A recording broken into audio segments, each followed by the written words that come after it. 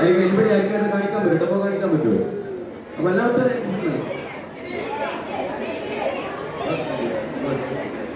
വളരെ സന്തോഷം തോന്നുന്നു.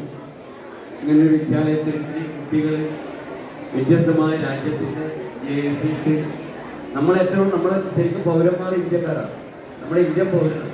പക്ഷേ ഇത് ലോകകപ്പ് നടക്കുമ്പോൾ നമ്മൾ എല്ലാ രാജ്യത്തിൻ്റെ പൗരൻ അറിയാമോ? എല്ലാ രാജ്യത്തിൻ്റെ പൗരന്മാരാണ് ഇപ്പോൾ നമ്മൾ ഇരിക്കുന്നത്.